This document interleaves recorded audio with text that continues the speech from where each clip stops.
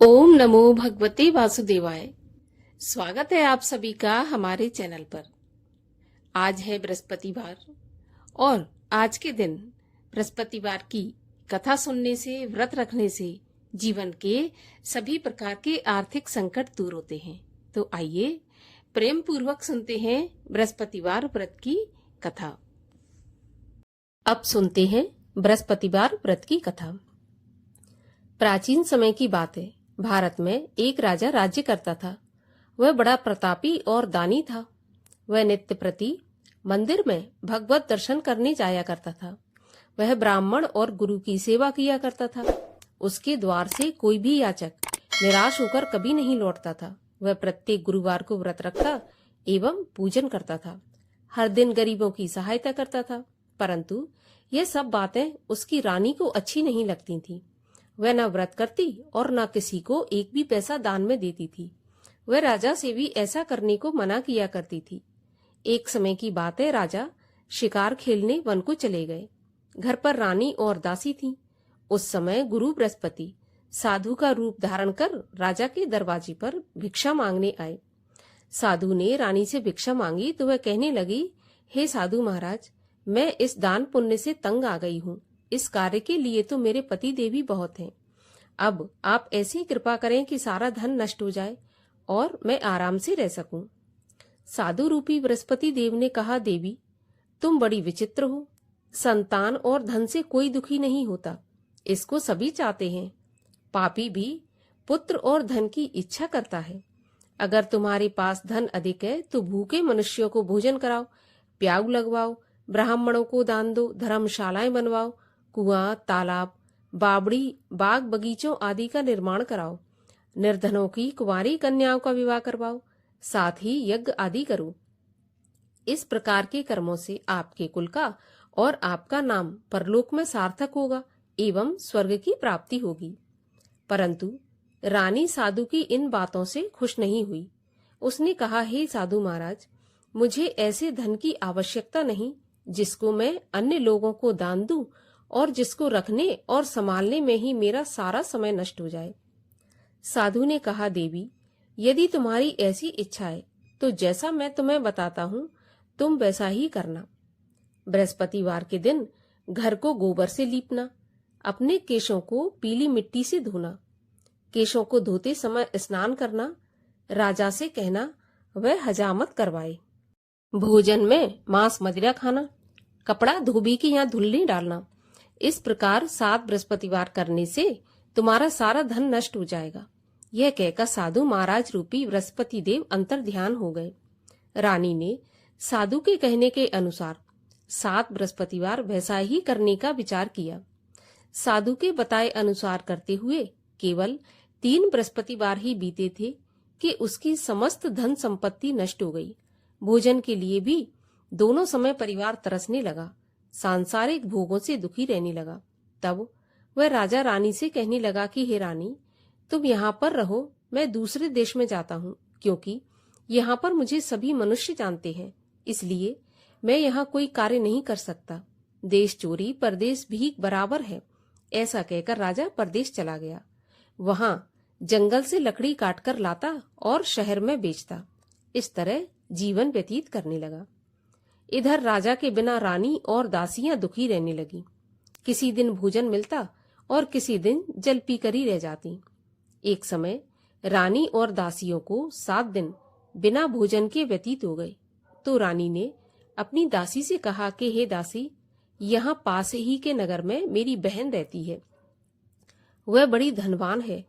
तू उसके पास जा और वहां से 5 सेर बेजर मांग के ले आ, जिससे कुछ समय के लिए गुजर हो जाएगी। दासी रानी की बहन के पास गई। रानी की बहन उस समय पूजा कर रही थी। बृहस्पतिवार का दिन था। दासी ने रानी की बहन से कहा, हे रानी, मुझे आपकी बहन ने भेजा है, मुझे 5 सेर बेजर दे दो। दासी ने यह बात अनेक बार कही, परंतु रानी की बहन ने कोई उत्तर नहीं दिया, क्योंकि वह उस समय बृहस्पतिवार की कथा सुन रही थी। जब दासी को रानी की बहन से कोई उत्तर नहीं मिला तो वह बहुत दुखी हुई। उसे क्रोध भी आया। वह लौटकर अपनी रानी से बोली, हे रानी, आपकी बहन बहुत ही धनी स्त्री है, वह छोटे लोगों से बात भी नहीं करती। मैंने उससे कहा तो उसने कोई उत्तर नहीं दिया। मैं वापस चली आई। रानी बोली, दासी, इसमें उसका कोई दोष नहीं है। जब बुरे दिन आते हैं तब कोई सहारा नहीं देता। अच्छे बुरे का पता विपत्ति में ही लगता है। जो ईश्वर की इच्छा होगी वही होगा। यह सब हमारे भाग्य का दोष है। उधर रानी की बहन ने सोचा कि मेरी बहन की दासी आई थी, परंतु मैं उससे नहीं बोली। इससे वह बहुत दुखी हुई होगी। कथा सुन और विष्णु भगवान का पूजन समाप्त कर वह अपनी बहन के घर आई और कहने लगी, हे बहन, मैं बृहस्पतिवार का व्रत कर रही थी।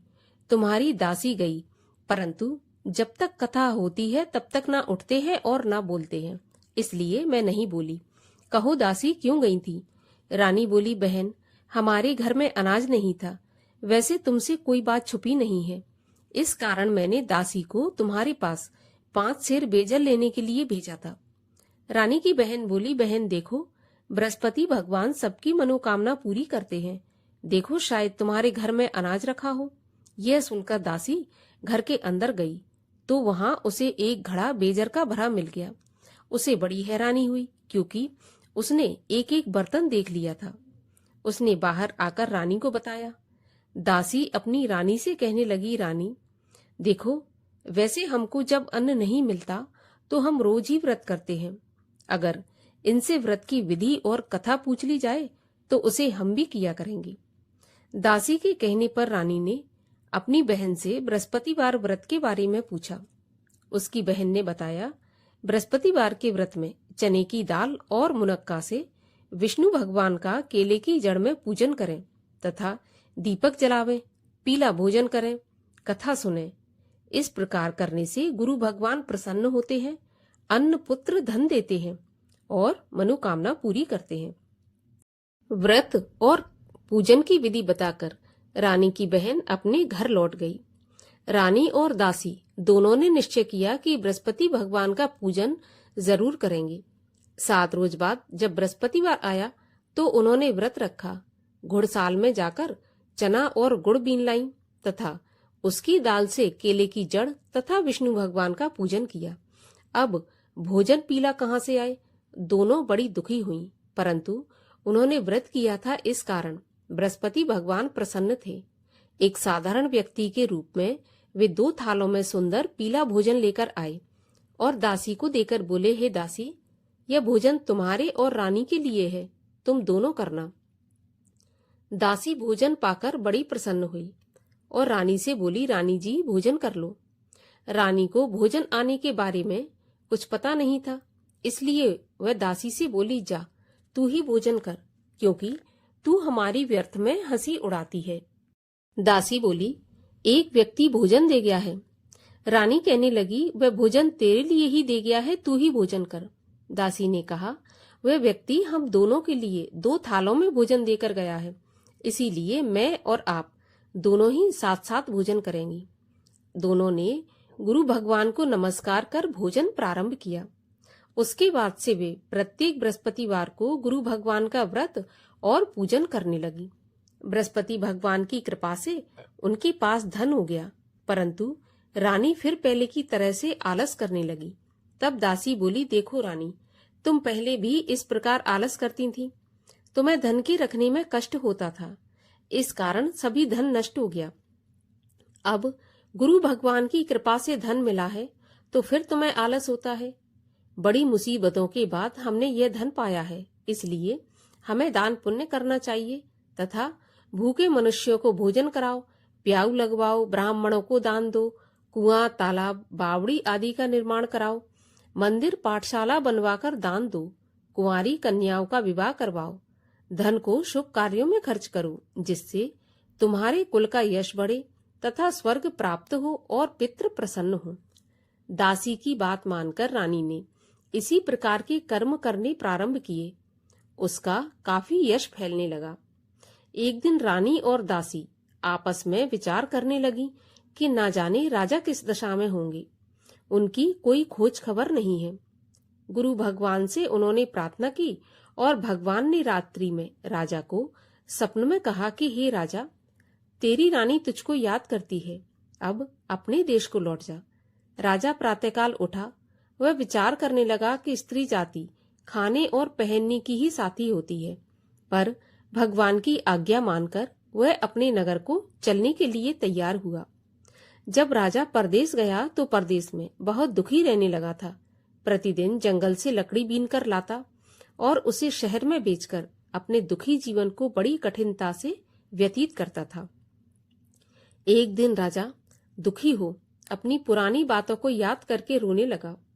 उस जंगल में बृहस्पति देव एक साधु का रूप धारण करके आए और राजा के पास आकर बोले, लकड़हारे, तुम इस सुनसान जंगल में किस चिंता में बैठे हो, मुझे बताओ। यह सुन राजा के नेत्रों में जल भर आया और साधु की वंदना कर बोला, हे प्रभु, आप सब कुछ जानने वाले हैं। इतना कहकर राजा ने साधु को अपनी संपूर्ण कहानी सुना दी। महात्मा तो दयालु होते हैं। वे राजा से बोले, राजा, तुम्हारी पत्नी ने बृहस्पति देव के प्रति अपराध किया था, जिसके कारण तुम्हारी यह दशा हुई। अब तुम किसी प्रकार की चिंता मत करो, भगवान तुम्हें पहले से अधिक धन देंगे। देखो, तुम्हारी पत्नी ने बृहस्पतिवार का व्रत प्रारंभ कर दिया है। अब तुम भी बृहस्पतिवार का व्रत करके चने की दाल व गुड़ जल के लोटे में डालकर केले का पूजन करो, फिर कथा कहो या सुनो। भगवान तुम्हारी सब कामनाओं को पूरा करेंगे। साधु को प्रसन्न देखकर राजा बोला, प्रभु, मुझे लकड़ी बेचकर इतना पैसा नहीं बचता जिससे भोजन करने के उपरांत कुछ बचा सकूं। मैंने रात्रि में अपनी रानी को व्याकुल देखा है। मेरे पास कोई साधन नहीं जिससे उसका समाचार जान सकूं। फिर मैं बृहस्पति देव की क्या कहानी कहूं, यह भी मुझको मालूम नहीं है।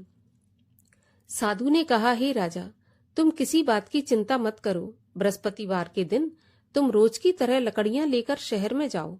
तुम्हें रोज से दुगना धन प्राप्त होगा, जिससे तुम भली भांति भोजन कर लोगे तथा बृहस्पति देव की पूजा का सामान भी आ जाएगा। और बृहस्पतिवार की कहानी इस प्रकार से है। प्राचीन काल में एक बहुत ही निर्धन ब्राह्मण रहता था। उसके कोई संतान नहीं थी। वह नित्य पूजा पाठ करता, परंतु उसकी स्त्री बहुत मलिनता के साथ रहती थी। वह न स्नान करती, न किसी देवता का पूजन करती। प्रातःकाल उठते ही सर्वप्रथम भोजन करती, बाद में कोई अन्य कार्य करती। ब्राह्मण देवता बहुत दुखी रहते थे। पत्नी को बहुत समझाते, किंतु उसका कोई परिणाम न निकलता। भगवान की कृपा से ब्राह्मण की स्त्री की कन्या उत्पन्न हुई। वह कन्या अपने पिता के घर में बड़ी होने लगी। वह बालिका प्रातः स्नान करके भगवान विष्णु का जप करती, बृहस्पतिवार का व्रत भी करने लगी। पूजा पाठ समाप्त कर स्कूल जाती तो अपनी मुट्ठी में जौ भर के ले जाती और पाठशाला के मार्ग में डालती जाती।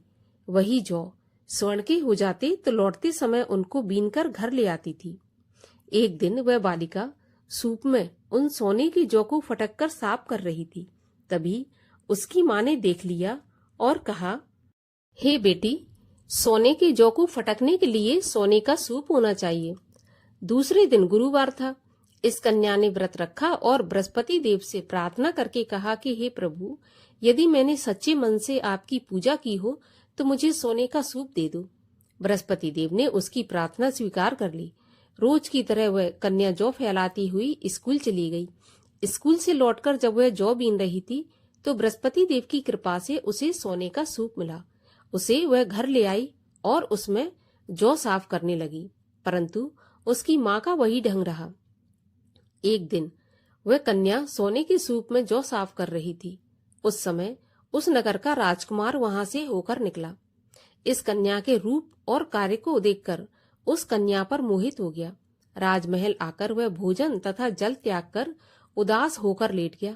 राजा को जब राजकुमार द्वारा अन्न जल त्यागने का समाचार ज्ञात हुआ तो अपने मंत्रियों के साथ वह अपने पुत्र के पास गए और बोले, हे बेटा, तुम्हें किस बात का कष्ट है? किसी ने अपमान किया है अथवा कोई और कारण है? मुझे बताओ, मैं वही करूंगा जिससे तुम्हें प्रसन्नता हो। राजकुमार ने अपने पिता की बातें सुनी तो वह बोला, मुझे आपकी कृपा से किसी बात का दुख नहीं है। किसी ने मेरा अपमान नहीं किया, परंतु मैं उस लड़की के साथ विवाह करना चाहता हूँ जो सोने के सूप में जौ साफ कर रही थी। यह सुनकर राजा आश्चर्य में पड़ गया और बोला, हे बेटा, इस तरह की कन्या का पता तुम ही लगाओ, मैं उसके साथ तुम्हारा विवाह अवश्य ही करवा दूंगा। राजकुमार ने राजा को उस लड़की के घर का पता बताया। तब मंत्री उस लड़की के घर गया और राजा का आदेश ब्राह्मण को सुनाया। कुछ ही दिन बाद ब्राह्मण की कन्या का विवाह राजकुमार के साथ संपन्न हो गया। कन्या के घर से जाते ही उस ब्राह्मण देवता के घर में पहले की भांति गरीबी का निवास हो गया। अब भोजन के लिए भी अन्न बड़ी मुश्किल से मिलता था। एक दिन दुखी होकर ब्राह्मण देवता अपनी पुत्री से मिलने गए। बेटी ने पिता की दुखी अवस्था को देखा और अपनी मां का समाचार पूछा। ब्राह्मण ने सभी हाल कहा। कन्या ने बहुत सा धन देकर अपने पिता को विदा कर दिया। इस तरह ब्राह्मण का कुछ समय सुखपूर्वक व्यतीत हुआ, लेकिन कुछ दिन बाद फिर वही हाल हो गया। तो ब्राह्मण फिर अपनी कन्या के यहाँ गया तो कन्या कहने लगी कि हे पिताजी, आप माताजी को यहाँ लिवा लाओ, मैं उन्हें विधि बता दूंगी जिससे गरीबी दूर हो जाए। ब्राह्मण देवता अपनी स्त्री को साथ लेकर राजमहल अपनी पुत्री के पास पहुंचे तो पुत्री अपनी मां को समझाने लगी कि हे मां, तुम प्रातःकाल उठकर प्रथम स्नान आदि करके विष्णु भगवान का पूजन करो तो सब दरिद्रता दूर हो जाएगी। परंतु उसकी मां ने उसकी एक भी बात नहीं मानी। वह प्रातःकाल उठकर अपनी पुत्री का बचा जूठन खा लेती थी।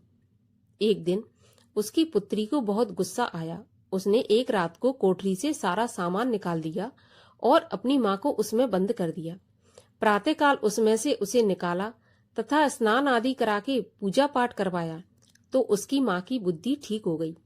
इसके बाद वह नियम से पूजा पाठ करती और प्रत्येक बृहस्पतिवार को व्रत रखने लगी।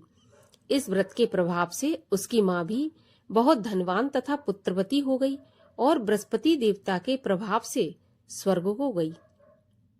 वह ब्राह्मण भी सुखपूर्वक इस लोक का सुख भोग कर स्वर्ग को प्राप्त हुआ। इस तरह कहानी कहकर साधु देवता वहां से अंतर्ध्यान हो गए। धीरे धीरे समय व्यतीत हुआ। फिर बृहस्पतिवार का दिन आया। राजा जंगल से लकड़ी काटकर किसी शहर में बेचने गया। उसे उस दिन और दिनों से अधिक धन मिला। राजा ने चना गुड़ आदि लाकर बृहस्पतिवार का व्रत किया। उस दिन से उसके सभी कलेश दूर हुए। परंतु जब अगला गुरुवार आया तो वह बृहस्पतिवार का व्रत करना भूल गया। इस कारण बृहस्पति भगवान नाराज हो गए।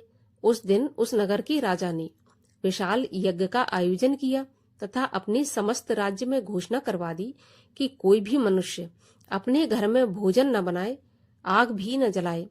समस्त जनता मेरे यहाँ भोजन करने आए और इस आज्ञा को जो नहीं मानेगा उसको फांसी की सजा दी जाएगी।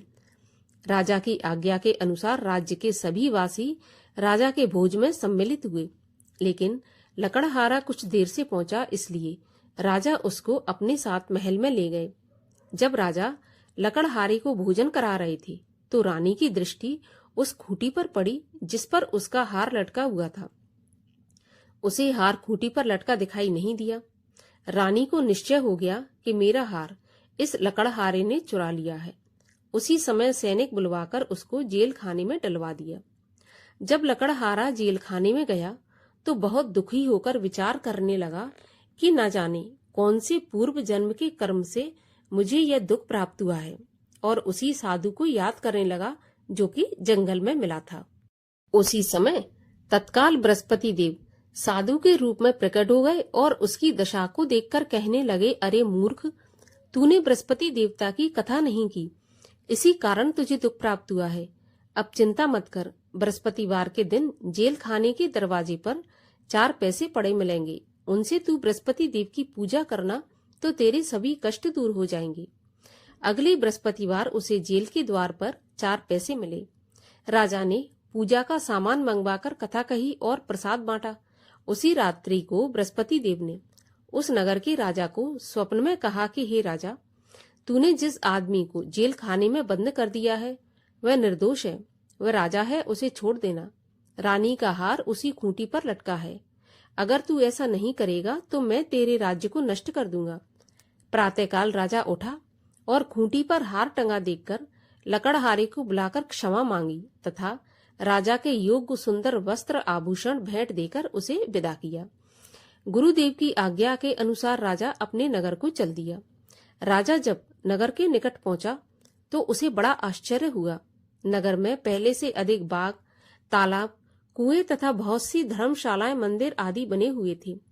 राजा ने पूछा, यह किसका बाग और धर्मशाला है?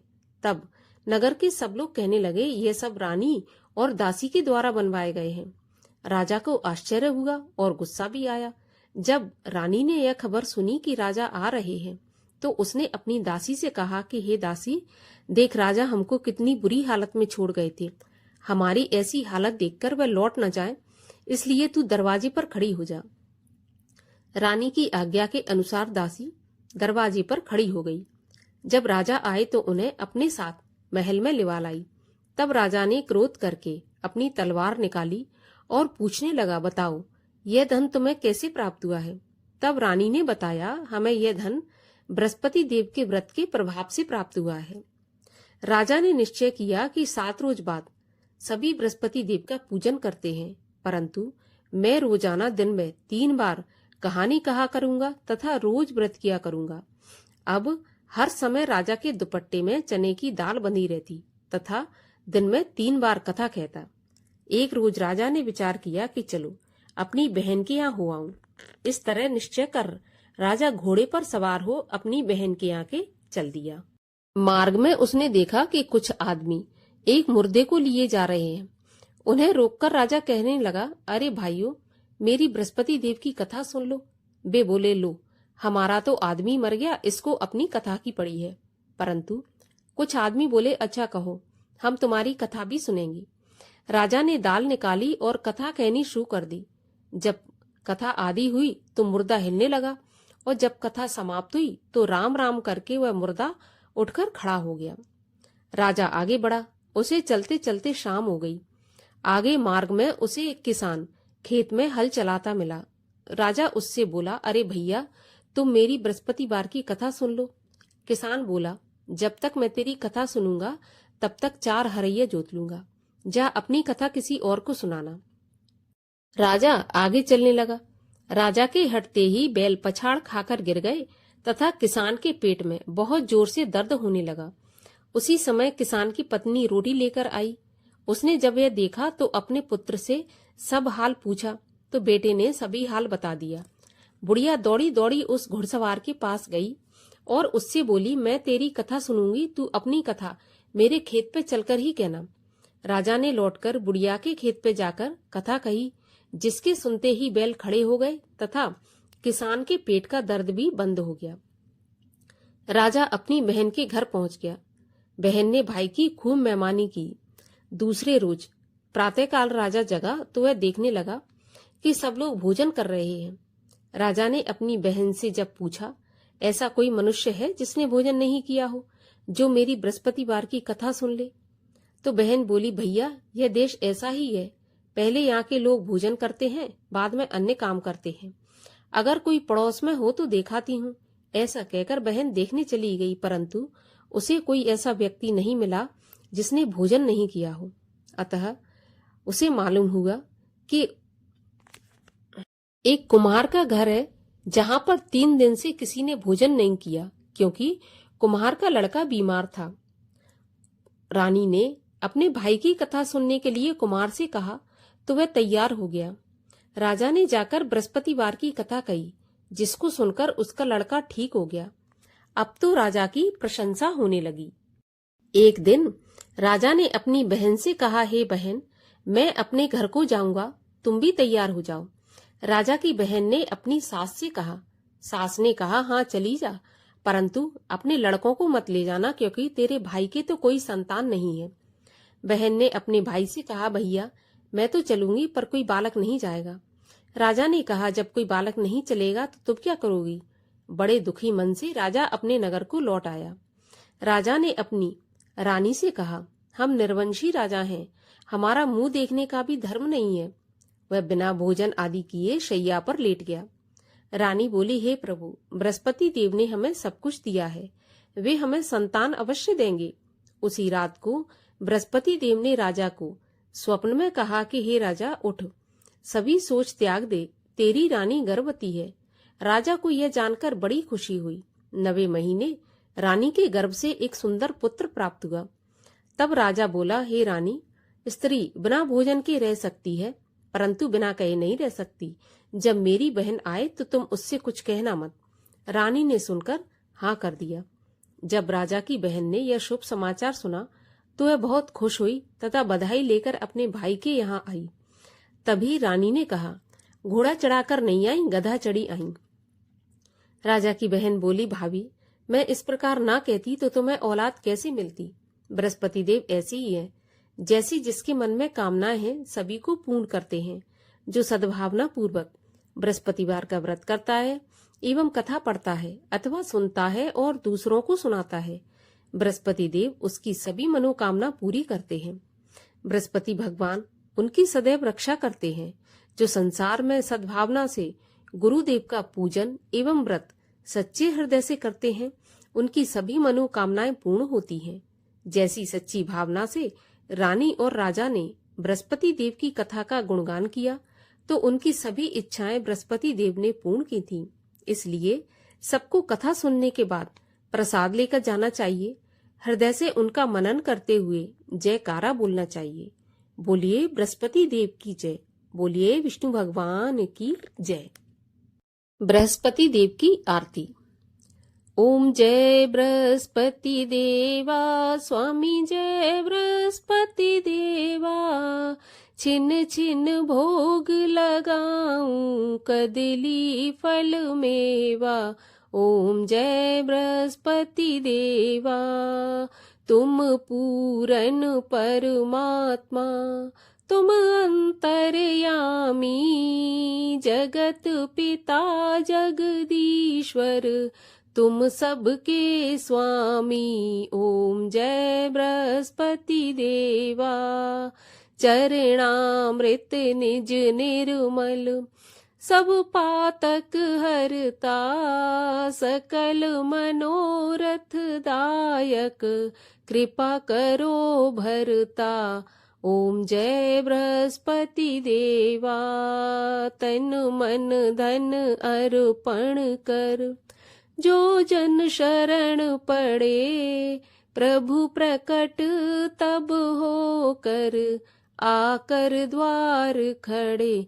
ओम जय बृहस्पति देवा। दीन दयाल दयानिध, भक्तन हितकारी।